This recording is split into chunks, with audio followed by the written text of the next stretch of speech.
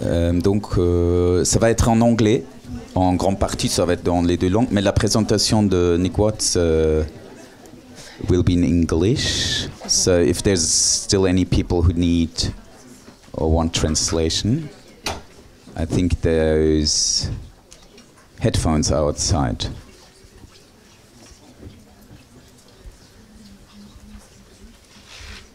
Welcome back to our last session that will be animated by Christian Laval, who is a member of the board of MDM since many years.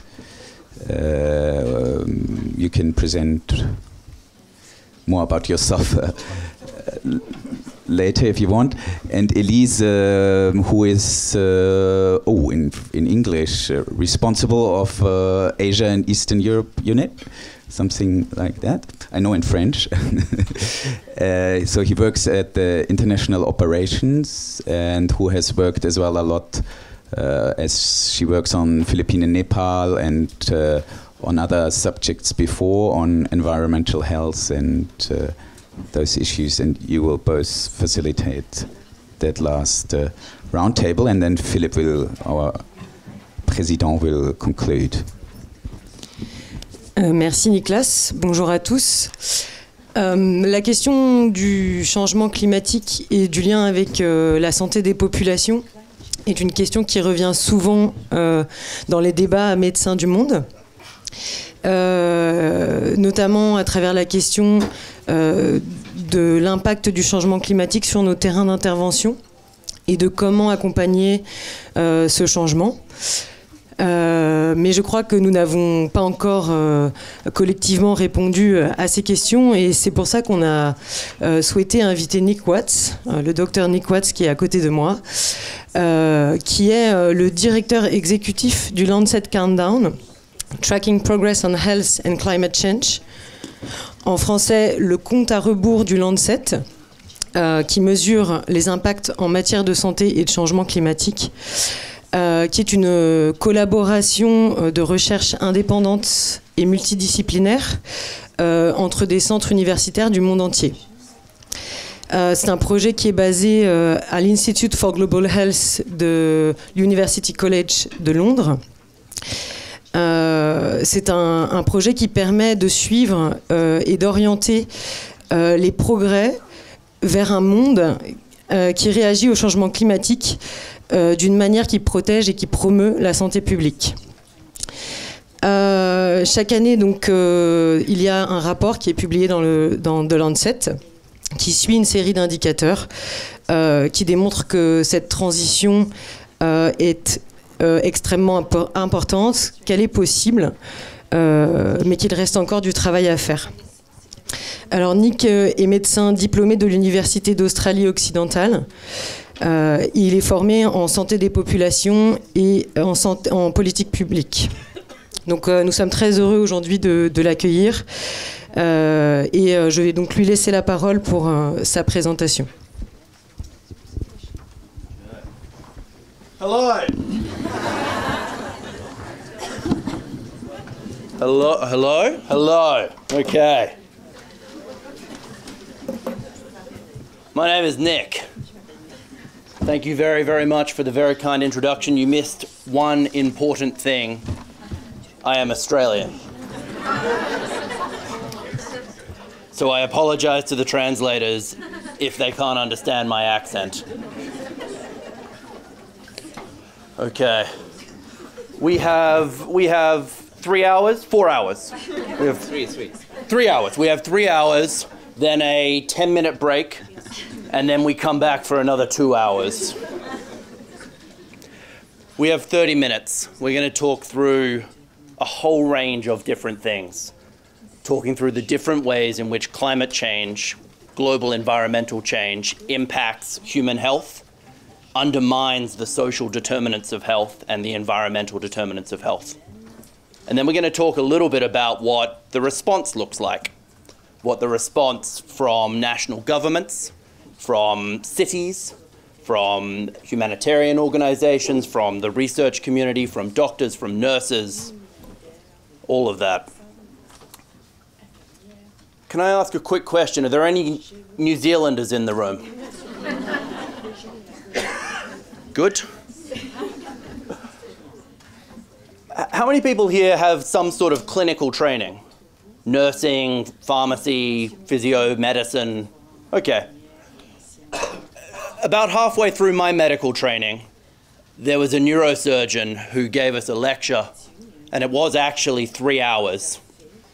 And he said, none of you are going to pay attention to anything I have to say after the first 5 minutes. So I'm going to tell you what's in the exam right now. And then you can all go home. There are 3 things I want you to remember from today. 3 things, that's all. Okay? Number 1, the health impacts of climate change are unequivocal. They affect everyone, and they affect everyone today. Not sometime in the future, not sometime in 2100, not just in Australia, not just in France, not just in Ghana. Everyone. And not just polar bears, not just trees, but women, children, men, people with chronic diseases, vulnerable populations. Okay? Number 2, we've known this for about 30 years, and we have not done nearly enough to respond to the health impacts of climate change. Not nearly enough. On most of the indicators we track broadly, we have either got much worse over the last 30 years, or at the very best, we've stayed flat. That's the best we've done so far. Number 3, there's a reason to be optimistic. There's a reason to be hopeful. Over the last 5 years, in fact, since 2015, there was a big moment that happened in this city. December 2015, December 12, I think. 2015, the Paris Agreement was signed. Since then, we've seen a change. We've seen a shift in the way that everyone is responding to climate change. The fight's not over, but we have seen a change in the way that governments think about these issues, and we're seeing some really exciting transitions that have enormous promises for public health. Impact, delay, optimism. Okay? You can all go home. That's fine. Too fast? Is it okay? Okay.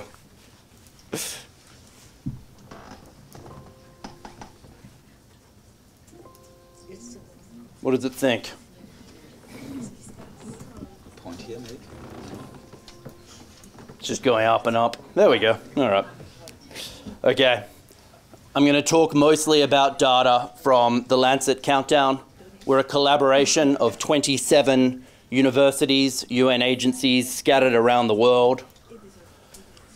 We agree on absolutely nothing because we are academics, because we are UN bodies.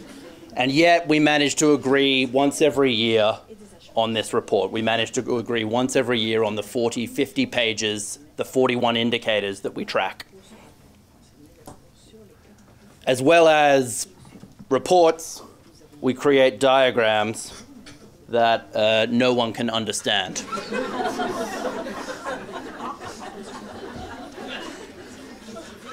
All right. Number 1, the human symptoms of climate change. This is our first message, okay?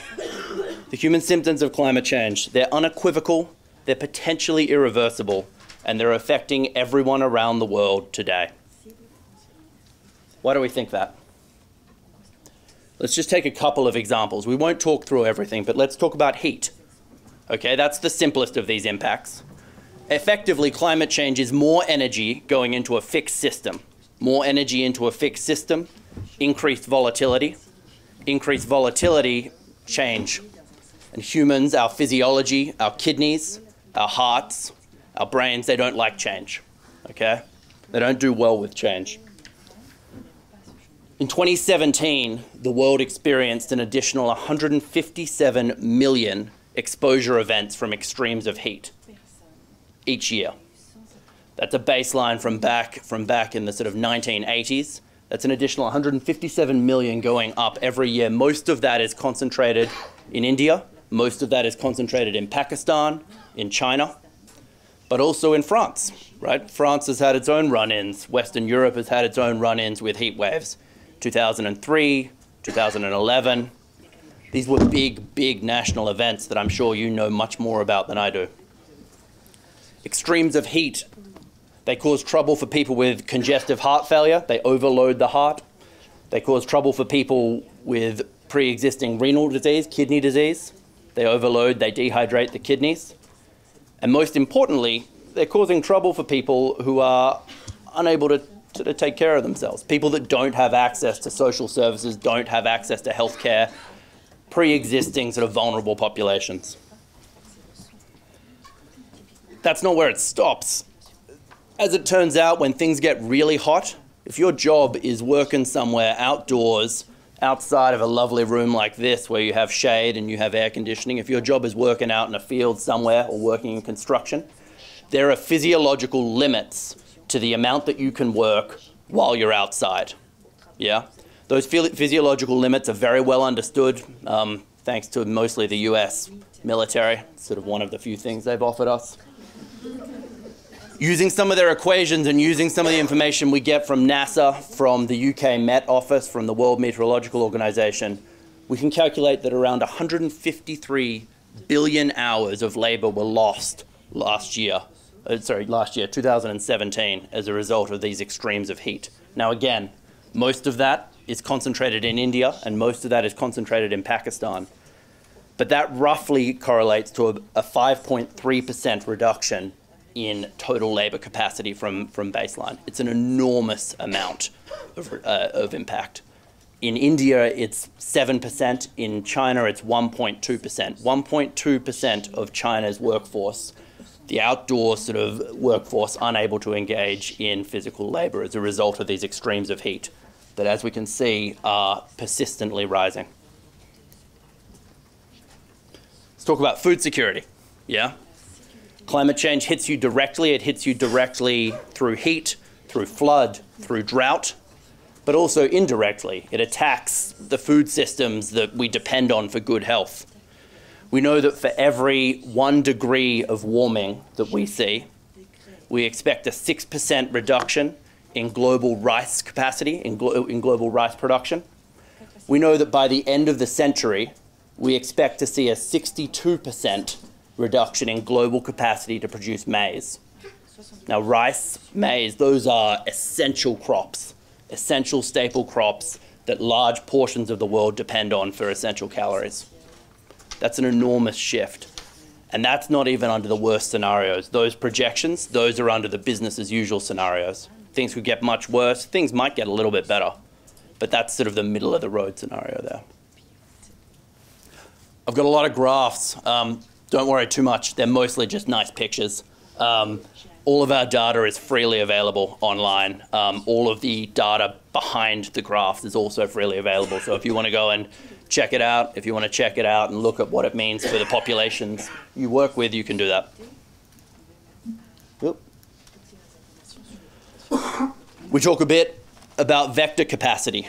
Okay, we talk about the spread of infectious diseases. Effectively, anytime you can imagine a vector, a mosquito, a rodent, anytime you can imagine a waterborne disease being influenced by temperature or by rainfall, so still water in the case of the Anopheles mosquito, or viral replication rates in the case of Aedes aegypti and Aedes albopictus for dengue fever or chikungunya or maybe even Zika. Climate change will have an impact on the distribution of those diseases. Now, we can't say for certain across all of the diseases whether it will be more or less, but what we can say is that human systems are not good at dealing with change. Hospitals are not good at dealing with change. When malaria suddenly starts to show up in Australia for the first time as an endemic case, when we have our first case of endemic malaria, the doctors there 5 years ago didn't know what they were looking at. We hadn't seen malaria for quite some time, or we had seen it in a returned traveller, right? We'd seen a fever in a returned traveller and we knew that you should probably think of malaria at some point. All of a sudden, the Australian healthcare system has to train its health professionals, train its doctors, its nurses. It has to restock its pharmacies. It has to set up surveillance systems to make sure that it's monitoring. And that's fine because it's Australia, right? So we have a fair bit of cash lying around because we produce a lot of coal, so we can spend it on that. But you guys know better than I do that there are a whole bunch of countries in the world that don't have a bit of cash lying around that they can spend on to cope with that change.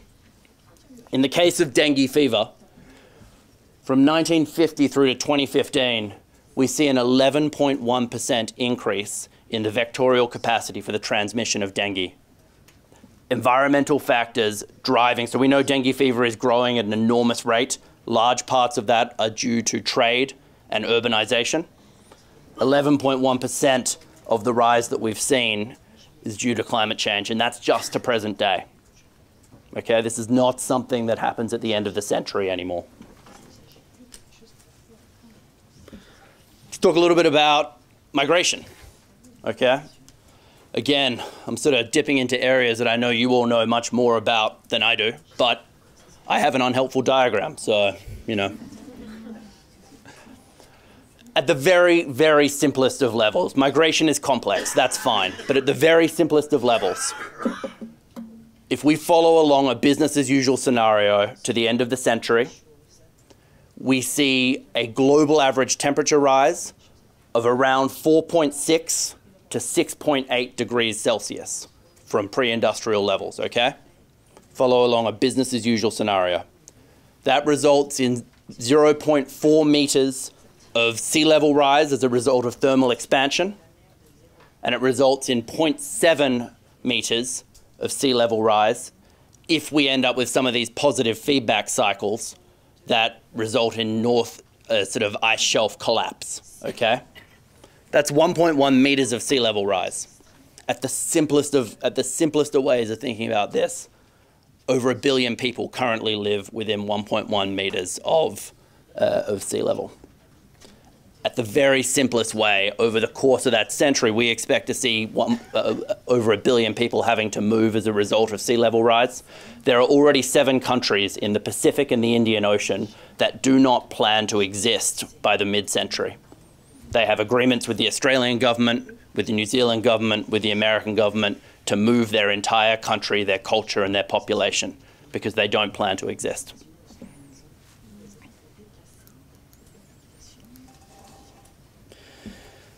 This is another one of my helpful diagrams. It's useless, but it reminds me of one thing. It reminds me of the fact that when I get worried about climate change and the impact it has on human health, I'm not worried about heat. I'm not just worried about food security, and I'm not just worried about dengue fever. I'm not just worried about flood. I'm worried about a multi-hit scenario. I'm worried about what happens when a population gets hit again and again by a flood that normally only came once every 1,000 years, but it's come twice in the last 5 years. And with that, it tore down some of the sanitation systems that used to protect the population. So with that flood came waterborne disease. With that waterborne disease came sort of poor attendance at school. It came sort of crop loss, food scarcity. We see the mental health impacts of some of these extreme events in the form of post-traumatic stress disorder, anxiety disorders, affective disorders. In some studies, we see spikes in rates of schizophrenia as sort of social institutions start to break down. It's what happens when climate change hits again and again through all of these impacts that are now correlated, that you start to sort of take a situation where it's just a one-off impact, and I'm just giving you numbers, and you start to understand that something turns into far more of a problem, something closer to a humanitarian disaster. So, to cheer you up, delay. I'm sorry to say we haven't done much. How much time do I have? I've got plenty of time. I've got 2 hours, it's fine. Delay. We've known about this for a long time. 1992 was the Earth Summit. 1994 was when the UN Framework Convention on Climate Change was signed into law. 1997 was the Kyoto Protocol. 2004 was when the Kyoto Protocol was signed. 2009 was supposed to be one of those big moments in Copenhagen. Ended up in a sort of failed moment. 2015 was the Paris Agreement. We've known about this for a very long time. Theresa May called, Theresa May, God. Sorry. Thatcher. Margaret Thatcher. Oh dear. Margaret Thatcher called climate change the biggest threat facing humanity in 1988. Over that period of time, from 1971 through to 2011, and if we can continue that trend through, it continues about the same. We have seen some countries, the United States, Germany, slowly decarbonize their energy systems, very slowly, but they have done it very slowly over that period of time. At the same time, we've seen India, we've seen China rapidly increase the carbon intensity of their energy systems. We've seen two parts of the world heading in two different directions, and as a result, the carbon intensity of the global energy system has remained pretty much flat. Okay, now that's better than we could have hoped for. It could have got worse, but it's remained pretty much flat since 1990.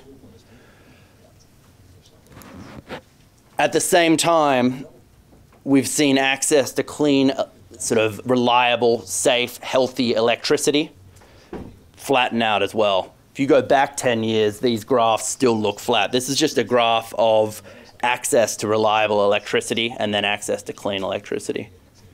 Still a couple of billion people in the world that don't have access, and there's still 2.7 billion people in the world that gain most of their heating, most of their lighting, most of their cooking from unsafe solid fuels. Yeah?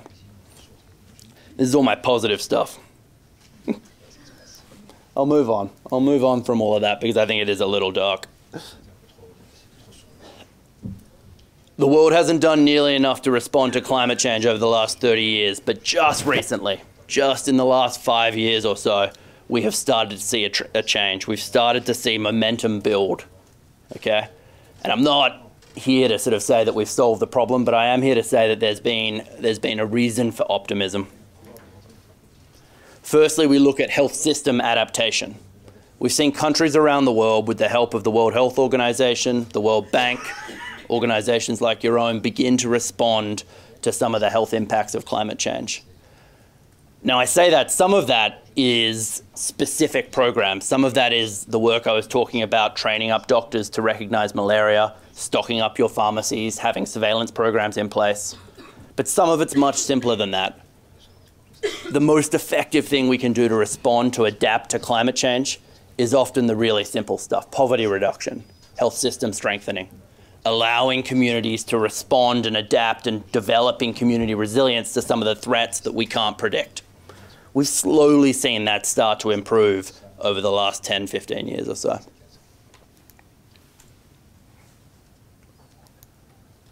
Skip. Coal is another area, I think, where we've started to see a fair bit of improvement. This graph here shows total primary energy supply of coal, total global use of coal. If you follow it through up to present day, what you basically see is that the global trend is driven by one country. The global trend there is driven by China, yeah? Back in 2016, there were 2,172 coal-fired power plants planned for construction, and 82% of those were in China. Almost all of the coal-fired power plants planned for construction were in China. In 2017, that amount halved. China suddenly started to move away from coal. It suddenly started to say, actually, this doesn't seem like a particularly sensible way forward for our energy system. And you see they hit peak coal, and they've continued to decrease their reliance on coal. Now, they've done this for two reasons. They've done this, number one, because they have commitments under the Climate Change Agreement. 37% of that 1 billion people that are vulnerable to sea level rise, 37% of them will live in China by the end of the century. They're an incredibly vulnerable country, incredibly exposed to the elements.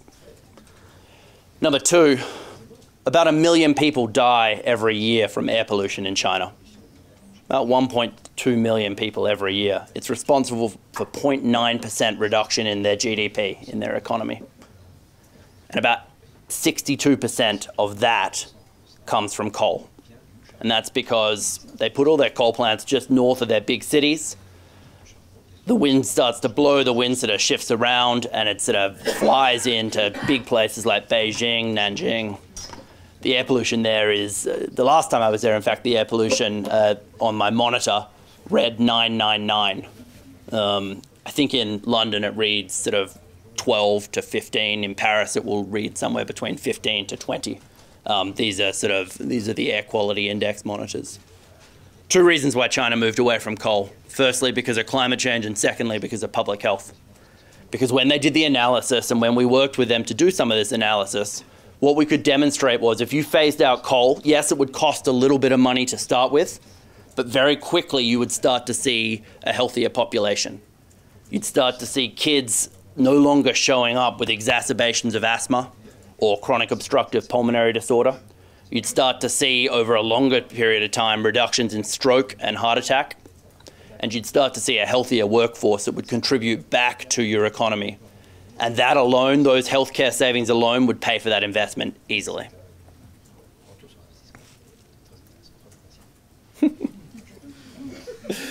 All right, so we're talking about this. That's what this diagram is all about.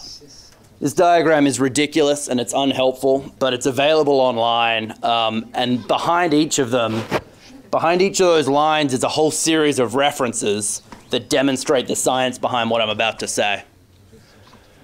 When I get all of our friends who are engineers and hydrologists and climatologists and economists, and we sit them down and we say, what do you want to do to respond to climate change? They say, well, I need to phase out coal. We need to stop cutting down the forests in Brazil and in South America. We need to decrease the amount of the reliance we have on cars, right? We need to change the way that our diets sort of exist. We need to make sure we're no longer importing all of those sort of cows and red meat from somewhere a very long way away. When we sit down and we look at that, well, we say, well, that doesn't look like a climate change intervention to me. That looks like a sensible public health intervention.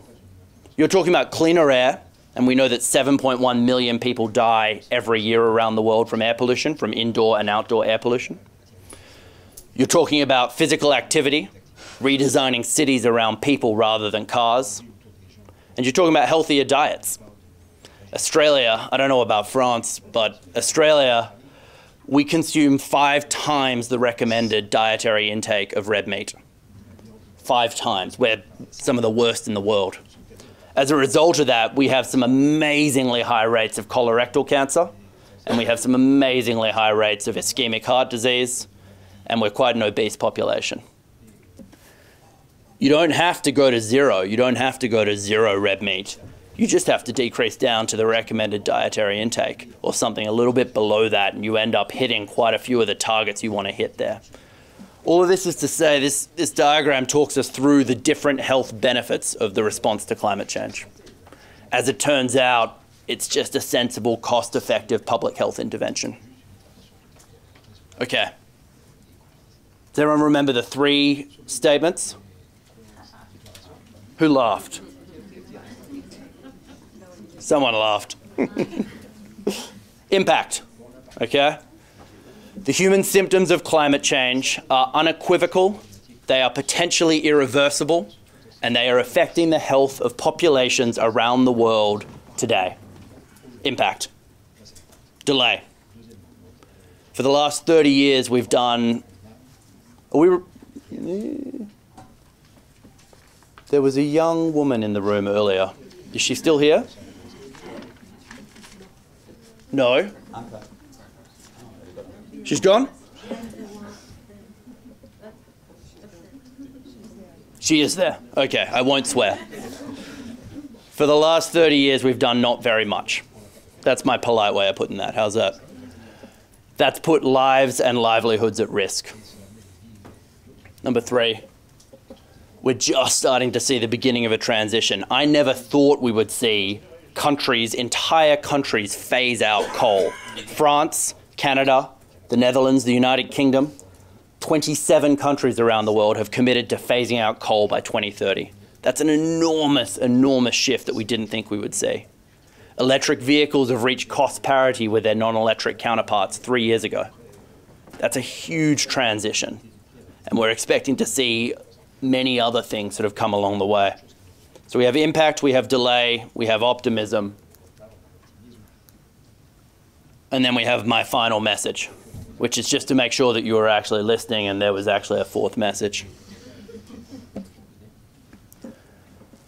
Whether we transition from climate change as a threat with its multi-hazard scenario, with the heat and the infectious diseases and the mental health impacts, the flood, the drought, whether we move from climate change as a threat to the response to climate change as an opportunity for public health is not an engineering question.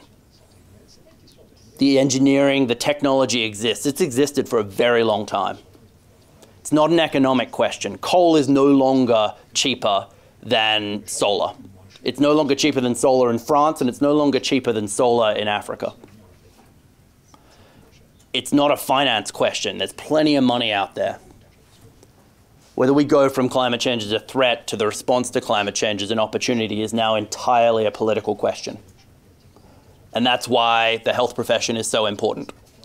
Because we've seen in the past, over the last 10 years, 20 years, 10 centuries, when the health profession responds and when the health profession understands a threat that affects their patients and affects public health, they can move mountains. And so understanding climate change as a public health threat is something that undermines all of the work that we do, all of the environmental and the social determinants of health, I think is going to be the thing that's going to make the difference over the next decade. So thank you very much.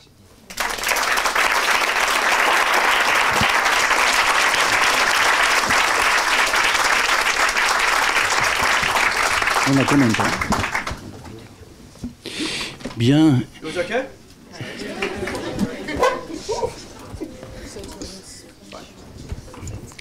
Merci pour cette présentation à la fois riche, dense, synthétique, qui donne à penser.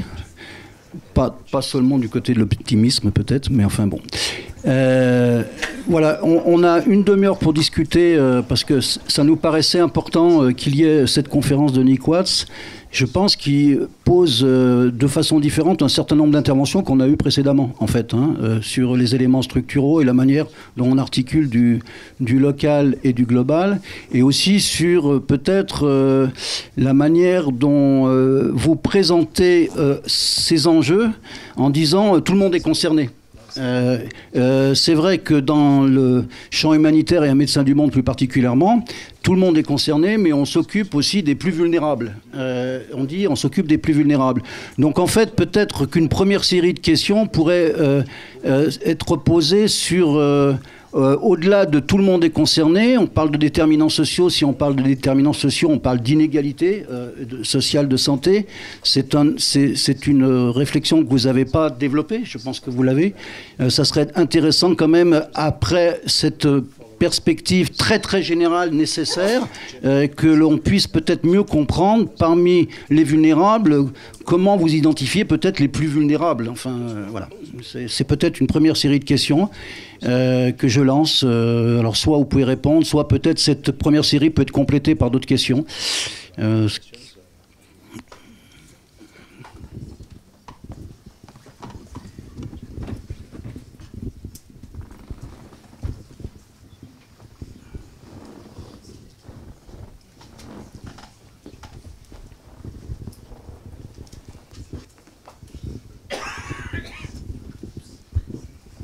Hi, I'm Pascal. I'm a student in public health. You talk about Australia, how it can adapt to response against malaria. What about countries such as Mozambique, which just recently got hit by a cyclone? how to increase resilience in such countries and how to make them more resilient against climate change, to be resilient and to be able to adapt and to put public health and in this country. Thank you. We do one at a time, or okay? Thank you. Yes, you're right, and of course you're right as well.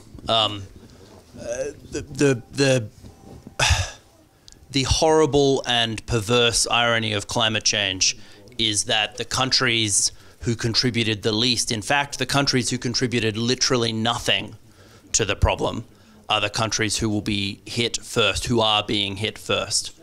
So yes, everyone's affected, but I'm not so worried about Australia. Mostly because they caused the problem, but also because I think they'll be fine. It's the countries that you're talking about. It's Mozambique. And then it's vulnerable populations within some of those countries that I am concerned about. Principally, we see vulnerability either being created out of geographical location. So we see vulnerability either developed because you are somewhere that is exquisitely sensitive to climate. So if you are halfway up a mountain, where you are halfway up a mountain because you're there because that's where the vectors, the mosquitoes, used to not come. As things get warmer, they move up, or some of the sort of environmental shifts move up. Or maybe you're in a low-lying coastal area, or in a marshland, or in a flood-prone area. We see it as a geographical vulnerability, and then we see it as a social vulnerability. And when it comes to social vulnerabilities, they are all of the same vulnerabilities that we would face as health professionals, as health organizations every day.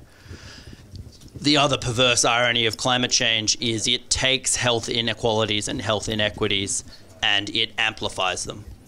It acts as a force multiplier, worsening many of those inequities. How you deal with that in a country like Mozambique, that's tough, hey? Because that's a country that's already struggling to tackle many different health challenges. And what climate change does is it picks up each of the health challenges that Mozambique is struggling with and it amplifies them. It multiplies them. It takes the heat that Mozambique is already struggling with. It takes the malaria issues. It takes some of those extreme weather events that sometimes cause a fair bit of trouble. And it multiplies that to the point where it very easily overwhelms the system. Exactly what those adaptation programs look like is very local. It's very, very dependent on not just the country, but on the local community, their existing capacity, their existing institutions, and the precise nature of the climate or the environmental risk that they face. What we can say at the institutional level is that there's nowhere near enough funding flowing here. So we're expecting to see by 2020, which is next year, $100 billion every year going to climate change, 50 billion for adaptation and 50 billion for mitigation. That's a north-south flow from high-income countries to least developed and low-income countries. So far, I think we've seen about 18 billion committed every year. So we've seen about 20% of that. And what we know is that only 4.05% of that 18 billion is committed to health.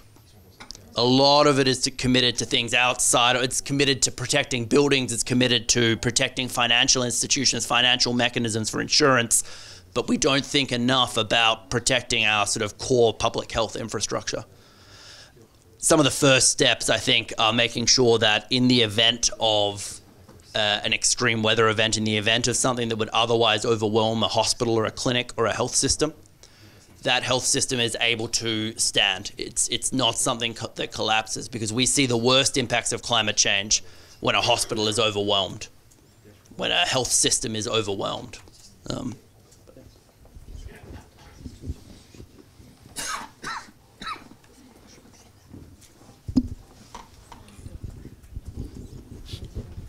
D'autres questions sur ce sujet? Non, pas particulièrement. Ouais. Allez-y. On parle en français ou en anglais? Okay. You stress the fact that climate change amplifies health inequalities at the population level, but is this also true at an individual level? I mean, are some parts of the population more vulnerable to climate change? I'm thinking about pregnant women, children, the elderly, and people working in difficult conditions. You very quickly mentioned people working in building houses, but there are a lot of occupations maybe which are more vulnerable to climate change.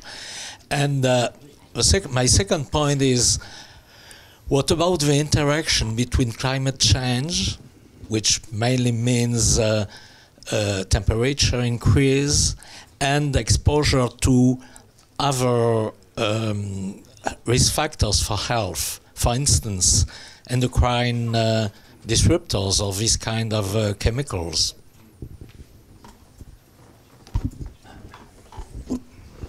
Sure. So you're exactly right. I think there are certain individual sort of groupings of people. There are certain individuals that are more vulnerable to climate change. The extent of their vulnerability depends in large part on the social institutions around them that can either sort of limit or not that vulnerability. But absolutely, we are deeply concerned about extremes of heat and labor capacity in Pakistan. We are less concerned about it in the United Kingdom. We are sort of deeply concerned about food security as it applies to a country where you have a large proportion of your population already undernourished and under 5 years old, and that doesn't have access to international food markets. If you satisfy those two conditions and you're in a geographically vulnerable sort of situation, then you've got some kids under the age of 5 that are in a fair bit of trouble because those climate shocks sort of come again and again. Do you want to? Are you sure? No, I was going to ask a question. Okay. Do you want to comment on that? No. All right. We'll ask a question afterwards. When it comes to, I think of what you're talking about there as other environmental drivers, right? And so the way we think about this is there are a whole range of different ways that society, social systems, humans are degrading the environment. Anything from climate change, yes, but ocean acidification independently of that, some of the more traditional sort of elements of environmental health in toxicology, some of the endocrine disruptors you mentioned, some of the plastics we're talking about, biodiversity loss, deforestation, ambient air pollution and household air pollution issues. All of these things, they tend to interact, but what's more important is probably that they have common solutions. So they have common drivers, and they usually relate to sort of an externality. They usually relate to the fact that a harm is being done to the population and is not adequately being accounted for by our health system, or not adequately being accounted for by our economy. If you internalize some of those and you internalize common externalities, you sort of have a common solution. So in climate change, we talk about that as carbon pricing, carbon taxation. Now, there are ways you can mess that up, as we've seen in France, but there are ways you can do it right as well, and do it in a way that's helpful. But that's politics. It's interesting because you said that you weren't worried about Australia, which is a first world developed country, and more worried about Mozambique. So a lot of the solutions to adaptation are economic and multi-sectoral, to be able to deal with resilience. And as a health organization, we look at populations that are vulnerable. And part of that is citing populations that we want to work with. Like, who should we work with? How can we make sure that they're protected and adapted and resilient to potential impacts of climate change? Potential heat waves like India and Pakistan. We know that this is an area geographically that is extremely sensitive. So when we're citing where we might work and the ways in which we might strengthen systems, and is it useful to do a micro-level citing of places to strengthen systems, or of course, we would macro and micro all the time, but as an NGO, is climate change vulnerability a criteria we'd use in choosing a site in which we would support health system strengthening, or not just health system strengthening, supporting a slum area to be able to adapt to any particular exposure, whether it's a heat wave or a temperature extreme or a disaster or an epidemic of infectious diseases. I wonder if the climate change vulnerability, geographic vulnerability that you cite is an important criteria. It certainly is for many other development institutions I've worked with. When the World Bank is picking many of the projects it engages with, when the WHO is picking its projects, when the WMO, the World Meteorological Organization, is picking where it chooses to invest, they are building in considerations of climate change into those sort of priority decisions. The reason for that is because they're not thinking about what's happening to that community, that slum, that hospital, that country in the next 2 years and 5 years. They're talking about sustainable development for a very, very long time. And so they're aware that sustainable development works, or development works, as long as the environment is stable. And the core thing about climate change is you're sort of shifting the sands from underneath a population. And so if you don't consider that, if you don't build that into the way that we think about development and the way that we prioritize development, we risk missing either a population that may not quite be so bad off right now, but will very clearly be incredibly vulnerable in the next 10, 20 years. Or we risk working in an area and misunderstanding the risks that that population is facing sort of in the future. There are some really great guidances from a few of these agencies on how they think about climate change in determining their sort of priorities for development. But yeah.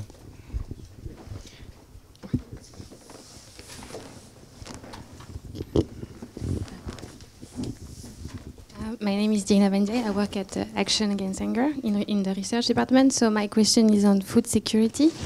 I'm wondering, what do you consider are the main priority in research regarding food security, the impact of climate change on food security? Do you believe that the main priority is to document the impact, or do you think that there is some approach that needs to be assessed, evaluated, and if yes, which one?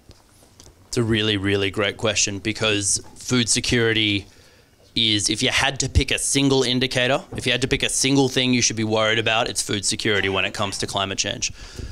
We predict, some of our most conservative estimates suggest an additional 18 million children malnourished as a result of climate change under the age of 5 in sub-Saharan Africa alone, and an additional 22 million in Southeast Asia alone, just as a result of climate change by the mid-century, and that's not too far away.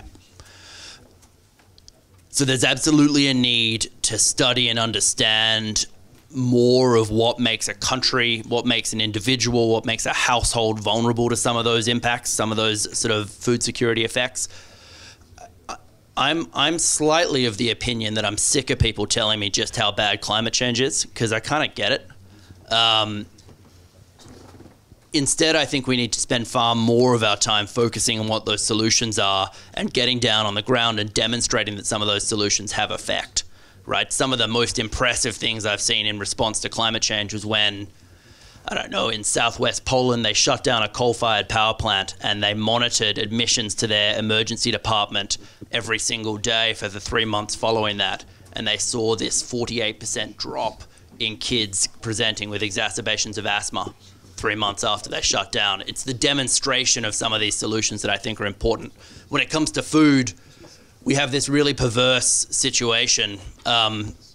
There are these amazing early warning systems all around the world, and they will start blinking every time you know that there is a climate shock that has hit 1 or 2 food baskets, every time we know that it's starting to mess around with food pricing and sort of global food markets.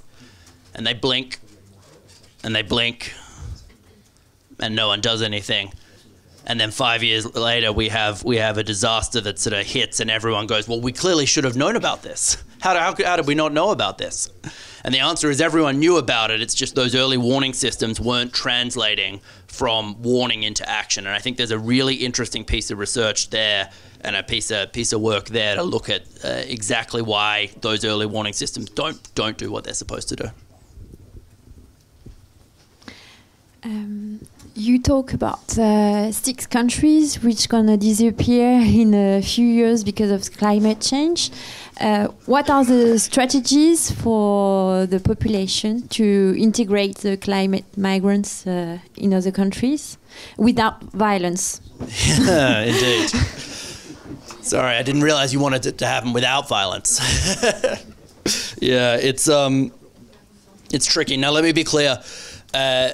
The reason these countries are planning to move is not because they will be completely underwater. It's because either there will be erosion that will start to make it sort of economically non-viable to sort of have their cities and their communities where they are, or it will be because the sea level rises slowly, but it rises just enough to hit the waterbed, okay? And suddenly you don't have fresh water. And if you don't have fresh water and you're a small island developing state, it's a big problem.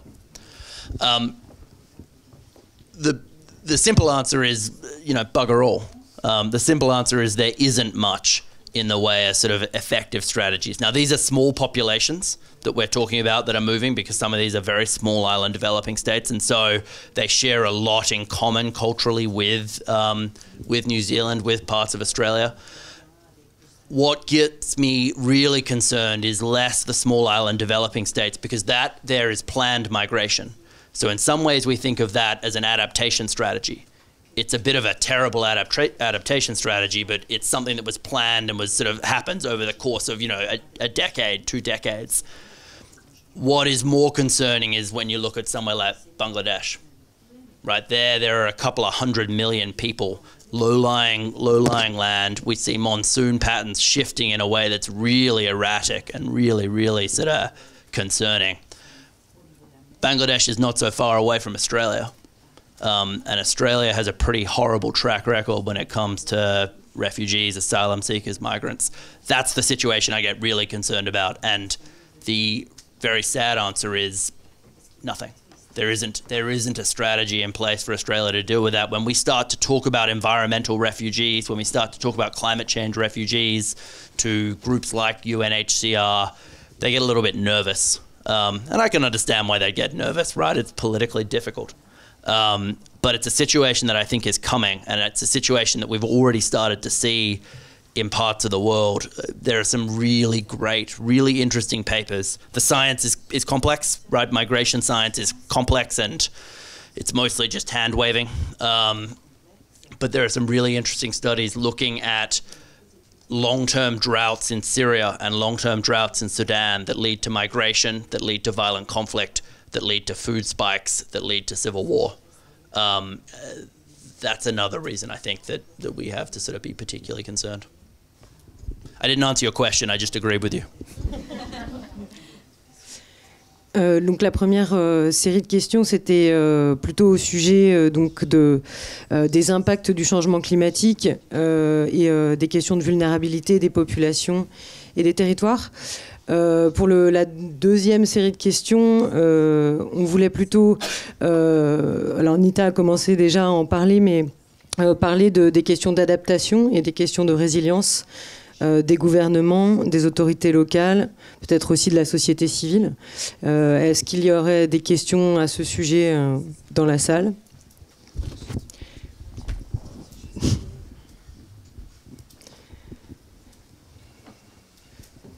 If no one asks any questions, then we can go and get a drink. I have a third question after that, you know. Ok. Peut-être, alors passons à la troisième. Oui, peut-être, puisqu'il n'y a pas de questions, j'en ai peut-être une. J'en ai une. En fait, plus précisément, parce que vous avez dit beaucoup de choses finalement, c'est peut-être pour ça qu'il n'y a pas de questions sur la manière dont les acteurs se positionnent sur ces questions-là. Mais plus précisément, comment dire ? Est-ce que vous pensez... La question que je me pose, c'est celle de... il y a aujourd'hui un espace public, je dirais, international, une conscience internationale sur ces questions. La question, c'est la déclinaison de cette conscience et la manière dont cette conscience est alimentée et nourrie, je dirais, par des problématiques situées, locales, qui portent des exemples auxquels les gens peuvent à un moment donné s'ajuster et s'engager. Hein, et donc, la question est quand même celle de la lutte, parce qu'en face de ces questions, il y a des humains qui sont des prédateurs, il y a des organisations, des monopoles qui détruisent la planète aujourd'hui. Donc la question qui se pose, c'est est-ce que vous avez des exemples qui permettent à un moment donné, je dirais, de déjouer ce jeu d'acteurs là où il y a quand même beaucoup de conflictualité là, hein. On est dans la médiation, dans la négociation. Est-ce que ça suffit? It's a big question, hey? I don't have examples of stepping away from conflict or stepping down from conflict, but I have examples of some pretty impressive people that are doing some pretty impressive things to fight. Right? I think one of the things in climate change that we realized very early on is, like many parts of public health, this is a fight that has two sides. There is a side that is trying to protect public health, that is trying to protect communities, protect cities, protect culture. And there is a side that really quite likes the fact that it gets to dig a lot of coal out of the ground in Australia and export it to China, right? It's difficult I find it difficult when you're talking about climate change, because effectively we're talking about, Micro. Put the mic to your mouth. Sorry. I find it difficult when we're talking about climate change, because effectively we're talking about everything, right? We're talking about the way that a country runs its power generation. We're talking about the way it runs its transport systems, where it gets its food from, how people move, from north to south, how they travel. We're talking about the concrete in the buildings. We're talking about the tarmac on the roads. There's carbon in everything. And then when we talk about the adaptation responses, well, we've just been talking about how it undermines basically all of the environmental and social determinants of health, right? That makes it a really challenging sort of thing to respond to. But I think there are some fantastic examples of people around the world. There's a group of doctors in the United Kingdom who have done some amazing work standing against initially and then with the British government on their phase out of coal-fired power. The British government used to love coal, and now, as of 2 years ago, the Royal Colleges of 16 of the Royal Medical and Nursing Colleges stood together and they said, listen, we don't think this is a good idea. We don't think coal is a good idea because it kills more people than motor vehicle accidents do every year in the United Kingdom. And because, as it turns out, coal's pretty rubbish for climate change. They saw a commitment to a phase out of all coal by 2022 in the United Kingdom. That, to me, is unprecedented. We have seen an additional $4.8 billion flowing from some of the Nordic institutions down to the least developed countries in sub-Saharan Africa, specifically for health system adaptation. That's something that's really only come about because of the work that the World Health Organization was doing, because of the work that a few individuals were doing.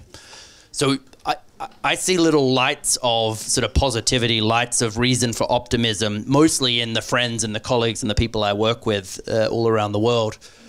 There are a few institutions that bring them together to try and share those. There's an organization, the Global Climate and Health Alliance, that brings together many of the sort of leading health bodies, the World Medical Association, the Royal Medical Colleges, the American Medical Association, the Red Cross, different sort of public health and medical groups working on and thinking about climate change. Now, we are all at a very similar stage to, I think, where Médecins du Monde is, which is that we've only just begun thinking about this and we've only just begun engaging with this because the health profession can sometimes be a little bit slow But again, when we get going and when we start to sort of build some of that stuff up around the world, I think we have an enormous potential. The reason I think it's so important, the reason I get so excited by sharing some of those stories by things like the Global Climate and Health Alliance is because for 30 years, we've talked about climate change as something that affects a polar bear. It's a polar bear probably 100 years from now, and it's a polar bear probably somewhere that no one cares about, like New Zealand, right?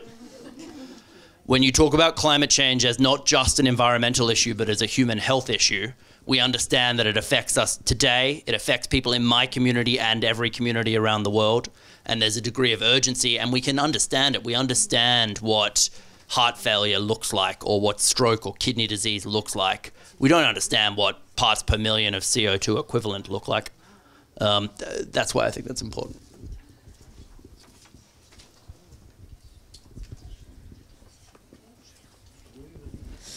Ok, merci beaucoup pour... Ah, pardon.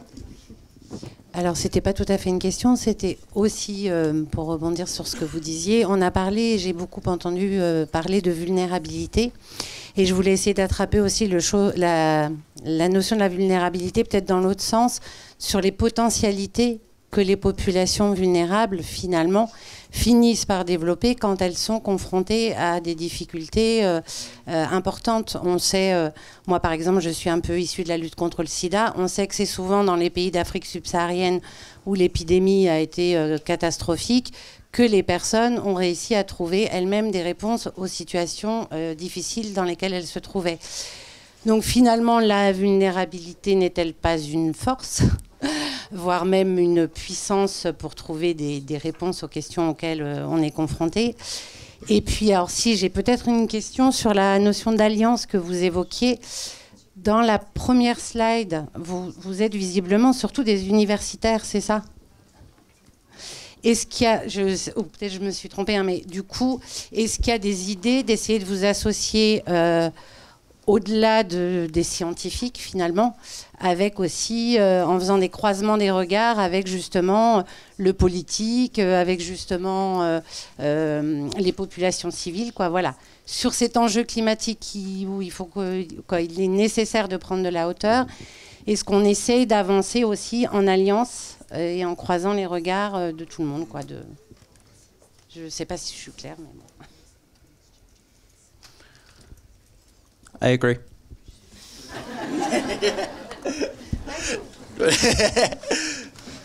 No, two quick things. I mean, the first is to say we see similar examples in climate change and health. We know that Liberia has an electrification rate of 3%.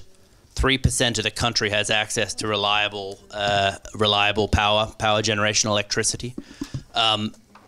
For a very long time, people thought, well, there's not really much we can do to sort of help increase resilience there, and there's not much we can do to help with the mitigation efforts as well if you don't have a national grid. It was Liberia that turned around and said, actually, we think we've come up with a couple of clever financing solutions to use our health systems, to use our clinics, not the hospitals, but the sort of individual clinics as places to put solar panels that would then provide power and electricity for the rest of the community.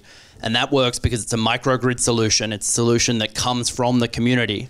And it's a much better idea than having diesel generators that are producing all sorts of particulate matter and all sorts of compounds of nitrogen and compounds of sulfur that's causing trouble for your head and for your heart. So we don't do enough of it, but we are seeing the beginnings of some of those solutions come there. But, you know, climate change, like all of these issues, is an issue that is dominated by Australian white men talking about it, right? We don't do a good enough job of reaching out to the populations that are worst affected. To the question of alliances, you know, absolutely. So there are quite a few out there. There's the Global Climate and Health Alliance. This is an alliance of health associations, of NGOs. It is principally interested and engaged in sort of political lobbying, political activism, political advocacy. The World Health Organization hosts trainings and hosts sort of a group of policymakers, health policymakers interested in climate change and sort of helps provide entry points for them into some of the global negotiations. For us, we focus principally on the science. We find it useful to pretend that, you know, we're only interested in the science because it sort of maintains an air of independence, which I think is important. It's important that our science is independent of the advocacy arm of this fight. But that's not to say that we don't collaborate very closely. We collaborate very closely with the NGOs, very closely with the policymakers. We work closely with quite a few governments on coal phase out to calculate those benefits, demonstrate to the Chinese government, to the British government, that if you phase out coal, it has benefits for human health, and those benefits result in cost savings. So to summarize, yes. Merci. Le temps passe. Donc on va arrêter cette séquence-là et par là même finir cette journée. Juste peut-être une réflexion avant que notre président vienne faire la conclusion générale. Il me semble que ce qu'il y a d'intéressant, on n'a pas eu le temps de le mettre sur la table là, mais ça sera pour une autre fois, c'est que dans son histoire, la santé publique, finalement, je dirais, il y a deux conceptions. C'est soit la lutte contre les maladies, soit faire venir dans un espace public des problèmes qui sont extérieurs à la santé publique. Et là, il y a un problème qui est extérieur à la santé publique, qui est celui de l'environnement. La santé publique le met sur la table, je dirais, l'expose. La question qui pourrait se poser, c'est est-ce qu'elle est compétente pour résoudre tous les problèmes? Vous avez dit que non. Si j'ai bien compris, et peut-être que la question qui était posée par Madame se pose de façon de plus en plus importante, c'est celle de trouver des partenaires qui soient engagés, je dirais, dans la société civile, pour que vous ayez encore une parole encore plus forte. Voilà. Merci beaucoup. Philippe est par là. Moi, j'ai pas mes lunettes, donc je le vois pas. Voilà. Mais il est là. Donc merci.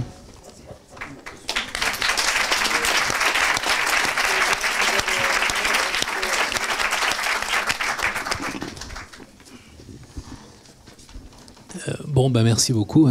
5 slots. Alors, ça va être compliqué de passer après Nick Watts, mais bon, parce que quand même, voilà, c'était extrêmement riche, intéressant, etc. Non, je vais vous dire quelques mots. Ce sera pas très très long, parce que je vais pas revenir sur tous les éléments, tout ce qui a été évoqué, expliqué, décrit de manière extrêmement pertinente et vraiment très approfondie pendant toute cette journée. Je vais peut-être commencer par, on parle de déterminants sociaux de la santé, d'inégalités sociales de santé. Je vais peut-être simplement vous parler, parce que vous savez, en tant que membre du conseil d'administration, on a l'occasion, parce qu'on est tous venus du terrain, on est tous issus du terrain, ceux qui sont au conseil d'administration.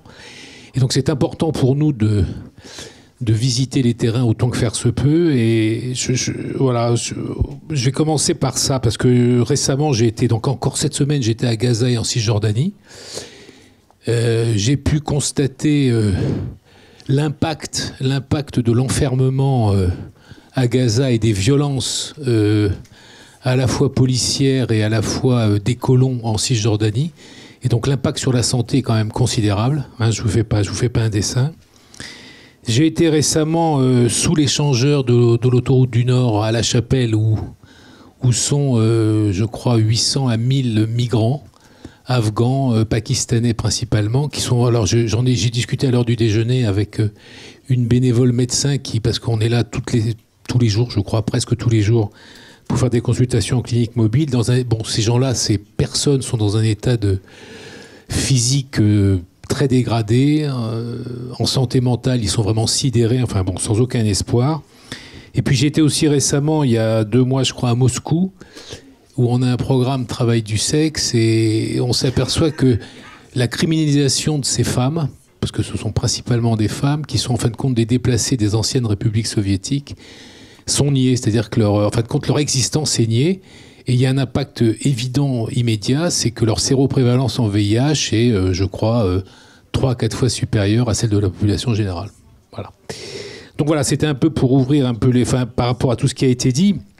Alors on parle d'inégalités, de déterminants sociaux de la santé. Moi je pense que les inégalités sociales de santé sont depuis longtemps, très longtemps même, au cœur de nos actions à Médecins du Monde, et avec comme objectif, on a l'objectif toujours de renforcer des systèmes de santé solidaires, et puis d'atteindre ce qu'on voudrait pour tout le monde comme droit fondamental, la couverture santé universelle, avec bien sûr la participation des communautés.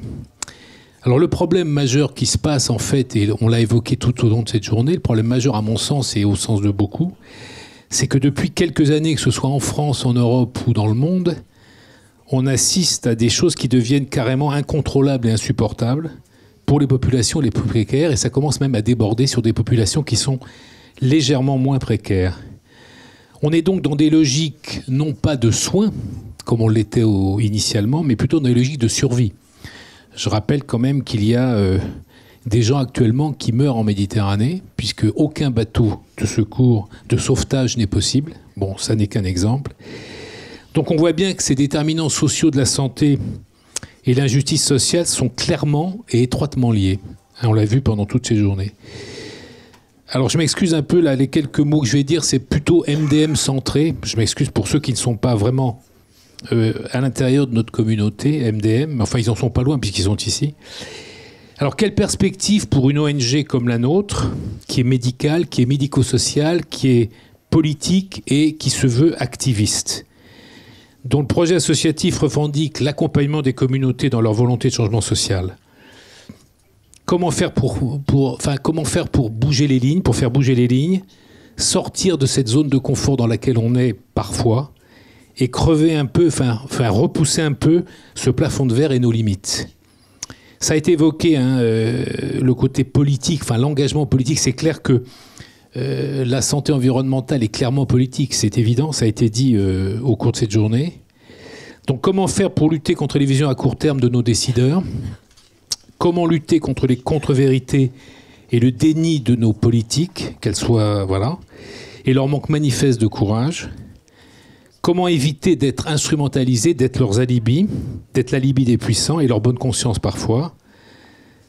Doit-on simplement continuer de penser au mieux les plaies de cette injustice ?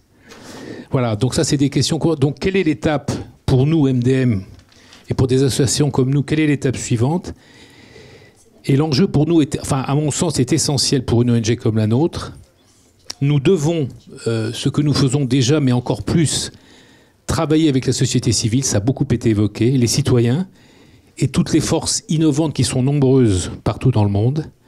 Et nous devons réaliser notre transformation, sinon notre révolution.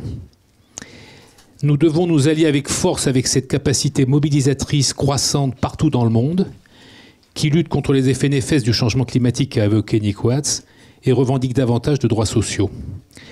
Alors je voudrais quand même dire un mot de l'enjeu environnemental. Ça a été évoqué. Des ONG travaillent là-dessus, probablement assez peu d'ONG de santé, à ma connaissance. Et je pense que c'est essentiel pour l'avenir, bien sûr, de la planète et un tout petit degré pour notre avenir à nous, à MDM. C'est donc un vrai défi pour nous. C'est de notre devoir de ne pas passer à côté de ce défi. Et nous avons, en tant qu'ONG médicale, un rôle majeur à jouer. Beaucoup de gens se mobilisent, les jeunes générations, les lycéens, les marches pour le climat. Partout dans le monde, il y a des mobilisations et on se doit, nous, Médecins du Monde, de les entendre et d'agir. Il ne faut pas être frileux sur cette thématique, il faut au contraire être très volontariste. Alors je citerai pour conclure Bertrand Badi, qui sera d'ailleurs l'intervenant principal de notre forum avant l'AG à l'Assemblée Générale, donc dans un mois, le 17 mai, et qui est un spécialiste des relations internationales et qui a écrit un certain bouquin qui est « Comment le Sud réinvente le monde » et qui évoque la notion d'espace public qui seraient des lieux où, hors du pouvoir et des puissants, on pourrait se saisir du politique en le discutant et en le réformant. Nous pouvons, nous, ONG, et nous devons être les acteurs de l'invention de ces espaces. C'est à nous, avec beaucoup d'autres au sud et au nord, de populariser les questions de développement, de droits humains, de respect de la personne et de se faire l'écho des effets dévastateurs des nouveaux conflits au Moyen-Orient et en Afrique et du dérèglement climatique. Voilà, c'est ce que m'inspire un peu tout ce qui s'est dit pendant cette journée. Je pense qu'on doit être, et d'ailleurs l'ensemble de la salle est là pour le prouver, on doit être déterminé, on doit être pertinent, on doit être nombreux, si l'on veut essayer modestement de modifier et d'influencer le cours des événements. Et pour terminer, je voudrais bien sûr remercier tous ceux qui ont organisé cette journée. D'abord la Fondation des Amis des Médecins du Monde qui nous a aidés bien sûr dans l'organisation, la DSP, Nicolas, bon je ne cite pas tout le monde, la com, le développement de la com, voilà. Donc je voulais remercier tous et toutes et je vous donne rendez-vous l'année prochaine. Merci.